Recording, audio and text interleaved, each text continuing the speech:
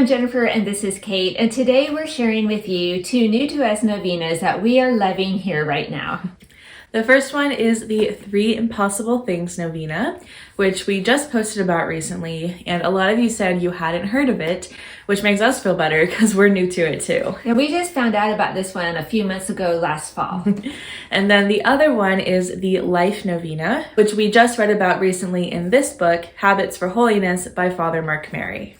So we want to help spread the word about these two beautiful and powerful novenas. Maybe you've heard of them, maybe you haven't, but we're going to take a look today at how to pray each one.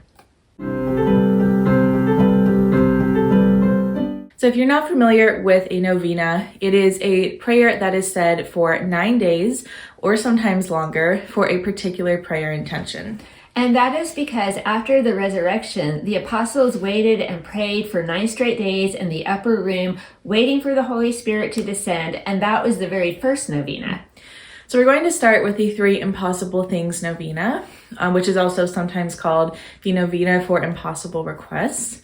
And this one is a prayer that is said every day for 9 months in honor of the 9 months that Mary carried Jesus in her womb. And traditionally, this one starts on March 25th, which is the Feast of the Annunciation, when the angel Gabriel came and announced to Mary that she would be the Mother of God. So if you fast forward 9 months from March 25th, you get December 25th, Christmas Day. But if you miss the start date on this one, not a big deal. You can pray at any time. Yeah, babies don't always arrive on time, so there you go. In this beautiful novena, you are entrusting the Blessed Mother with 3 of your most impossible prayer requests. These are the really difficult ones that require extra heavenly help, and we're trusting that she's going to take them and present them to her son Jesus. And this novena is a group of different prayers, including the Hail Holy Queen and the Memorare and a couple of others, and we'll have those all linked down below. And yes, it can feel daunting when you first start this novena to look at the prayers and think, how am I going to keep this going every day for 9 months? But really, it only takes a couple of minutes every day to pray the novena. And what we've done is printed out several copies of the prayers and put them around in different spots, such as the car, so we can see them and be reminded to pray. And then to make it a little bit more fun, to keep track of it all, we printed out this calendar, and then every day that we say the prayers, we're marking them off in blue for the Blessed Mother. And yes, looking at this calendar, we have a long way to go to get to December 25th, but that's all right because we are not panicking and thinking, how can I do this for 9 months in a row? We're just going one day at a time and making sure that we prayed the prayers for today. So it's really a beautiful 9-month journey of hope and trust.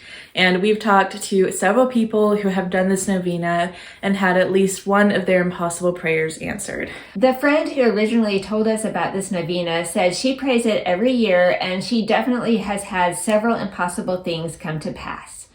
So the other one is the Life Novena from Father Mark Mary.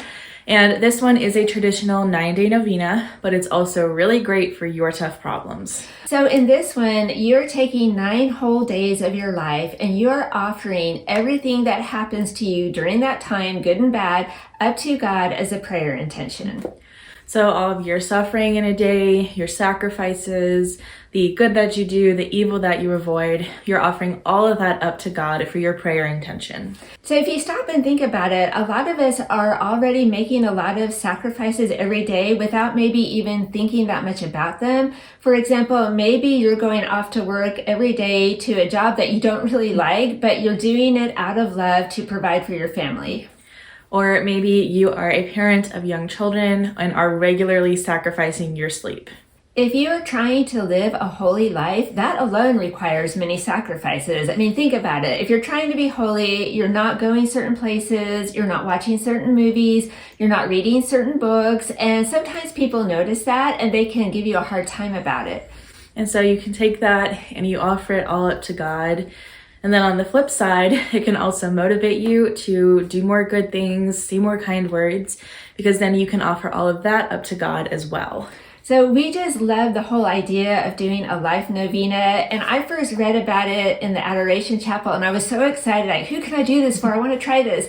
When I got home, like 2 hours later, I got a message from a friend. He said, "Hey, I'm going into the hospital in a week to have a biopsy done on a mass. Can you pray for me?" So right then and there, I had my first chance with this novena. So Father Mark Mary goes into a lot more detail in the book, and he's also done a whole video on it, so we'll have that linked down below. We are in the season of Lent right now when we are called to pray more, so we think that either one of these novenas would be a great way to do that. So let us know in the comments if you have prayed either one of these novenas, and if you've ever had an impossible prayer request answered. We always love to hear your stories, so we hope the video is helpful for you today. We thank you for watching, and we'll see you next time. Bye.